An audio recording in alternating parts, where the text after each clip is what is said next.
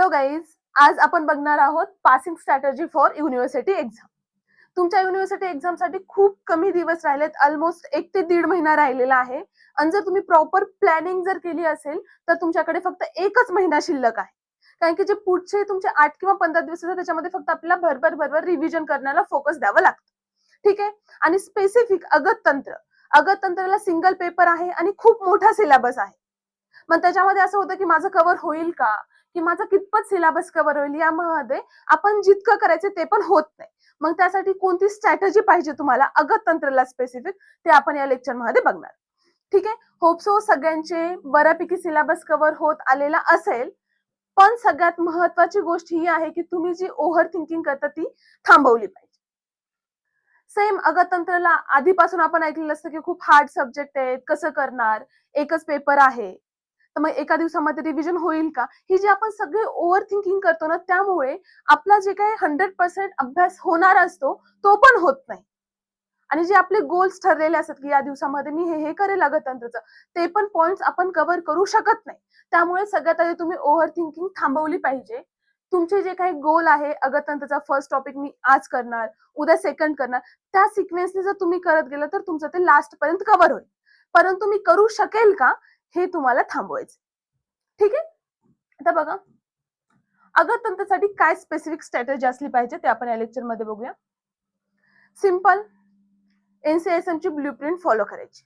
ठीक आहे. आतापर्यंत सगळ्यांना माहिती आहे, फर्स्ट इयरला पण ब्ल्यूप्रिंट मधूनच क्वेश्चन्स पडलेत, सेकंड इयरला पण तिथूनच पडण्याचे चान्सेस जास्तीत जास्त आहे.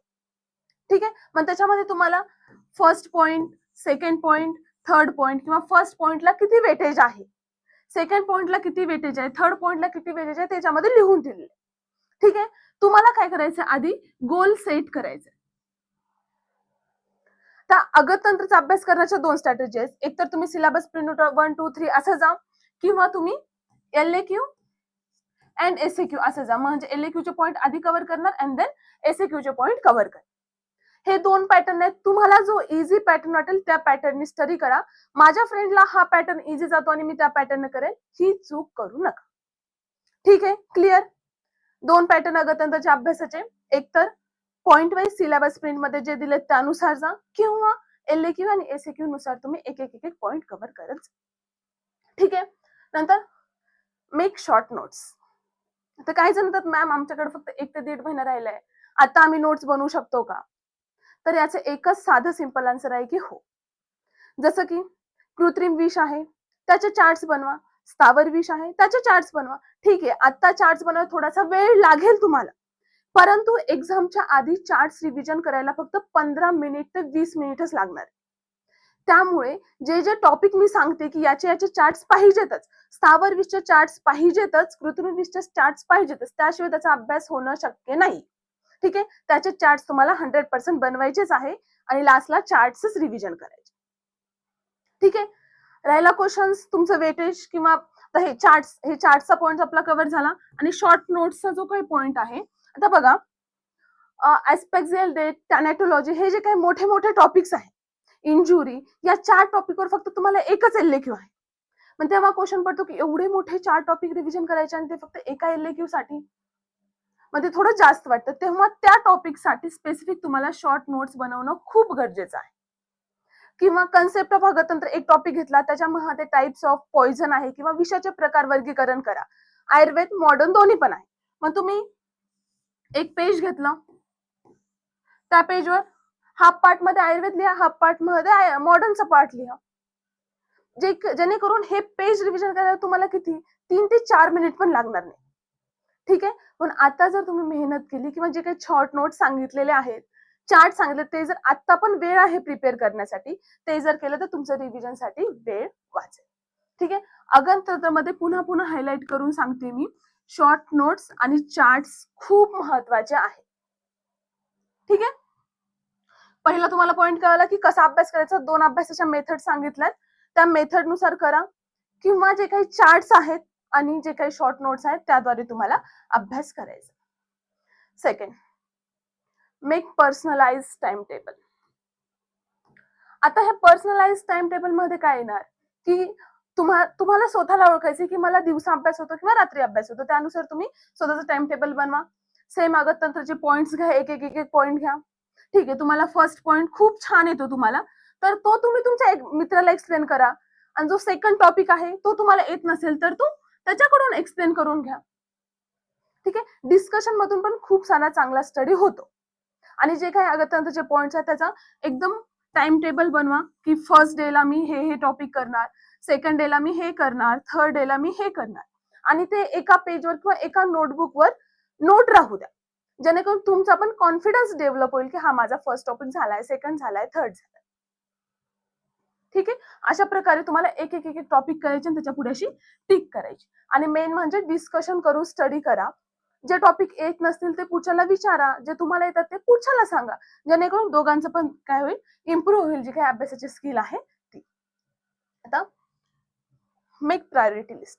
टाइम टेबल बनवला तुम्ही, टाइम टेबल बनवताना कशाला प्रायोरिटी जास्त द्यायची. तुम्हाला एमके, डीके, एनके असं सिलेबस मध्ये आलेलं. ठीक आहे, एमके चे पॉइंट, डीके चे पॉइंट, एनके चे पॉइंट. ओके, एनकेवर तुम्हाला एमसीक्यू विचारले गेले त्याच्यावर फोकस नाही केलं तरीही चालेल. ज्यांनी आधीपासून एनकेचे पॉइंट केले ते करा, काही प्रॉब्लेम नाही. ओके, एमकेवर 4 एलक्यू आहेत आणि ऑलमोस्ट 7 एसक्यू आहेत. ओके, आणि डीकेवर 1 to 2 एसक्यू येऊ शकतो. म्हणजे इथला जर एखादा एसक्यू कमी झाला 6 किंवा 7 एमके मधून येतील आणि 1 ते 2 डीके मधून येतील. आता तुम्ही फोकस बघा, कुठे तुम्हाला प्रायोरिटी द्यायची.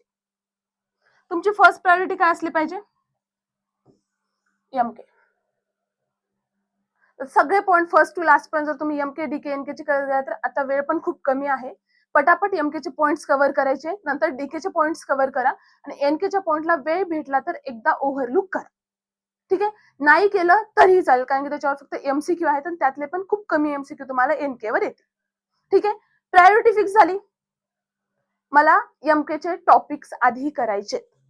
मी जे 2 तुम्हाला पॅटर्न सांगितले अभ्यासामध्ये त्यामध्ये कोणत्याही पॅटर्न मध्ये बसवा तुम्ही, पण एमकेचे टॉपिक आधी करायचे. एमकेवरच तुमची पासिंग निघून जातीये. पासिंग एमकेवर होतीये. ज्यांना चांगला स्कोर करायचा आहे त्यांनी डीकेचे करा पॉइंट्स, आणि ज्यांना टॉप यायचे त्यांनी एनकेचे पॉइंट वाचले तरी चालेल. ठीक आहे, प्रायोरिटी का आली, एमके फर्स्ट प्रायोरिटी असणार आहे तुमची. रिव्हिजन, अगतंत्रमध्ये रिव्हिजन खूप खूप खूप जास्त महत्वाचं आहे. अगतंत्र हा ओलाटाईल सब्जेक्ट आहे. तुम्ही कशा पद्धतीने समजून घेतला त्यानुसार तुमच्या लक्षात राहणार. ओके, जसं की इंजुरीचा टॉपिक आहे, इंजुरीचे खूप सारे टाइप्स आहेत, त्याच्यामध्ये एकदम छोटे छोटे आपल्याला डिफरन्स बघायला भेटतात.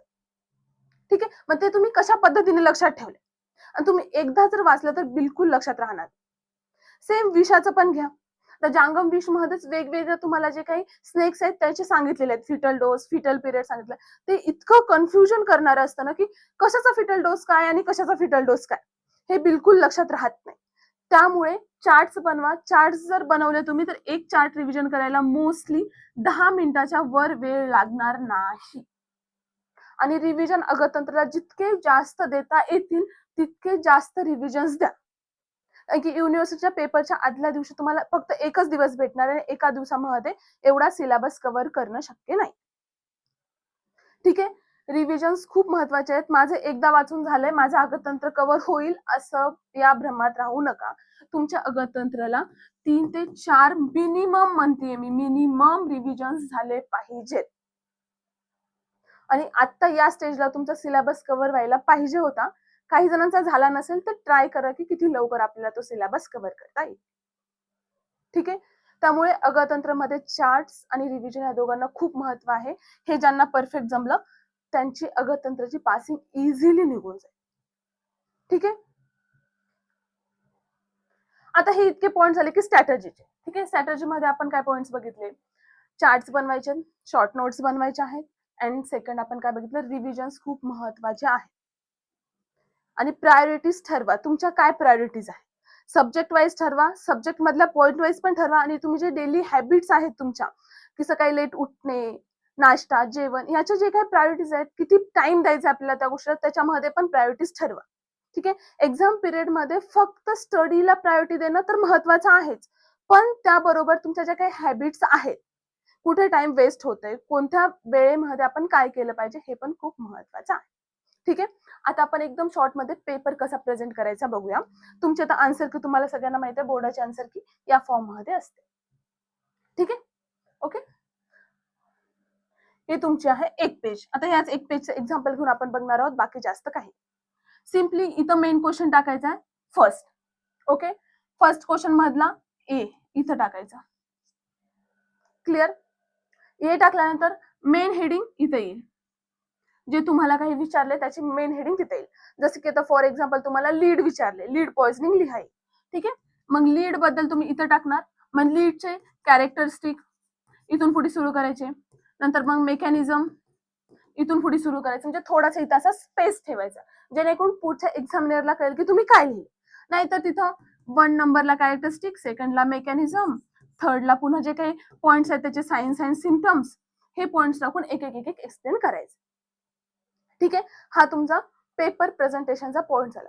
तुम्ही किती अभ्यास केला आतापर्यंत त्यापेक्षा तुम्ही कसा पेपर प्रेझेंट करणार आहात याला खूप जास्त महत्व आहे. ठीक आहे. आपल्याला काय येतं यापेक्षा आपल्याला काय येतं हे दाखवणे, त्यावरूनच तुम्हाला मार्क्स आणि पासिंग मिळणार. ठीक आहे. सिंपल इतक्या सेंटेन्स मध्ये समजून घ्या की तुम्हाला पेपर किती छान प्रेझेंट करणं महत्वाचं असतं. ओके. होप सो तुम्हाला हे समजलं असेल पॉइंट की कसा पेपर प्रेझेंट करायचा. आणखीन एक पॉइंट, जर तुम्हाला श्लोक आलाच, XYZ कोणता तर बी क्वेश्चन आहे त्याच्यामध्ये तुम्हाला श्लोक लिहायचा आहे. श्लोक लिहायचा असेल तर तुम्ही काय करणार, इथून असा श्लोक लिहिणार, इथपर्यंत श्लोक लिहिणार.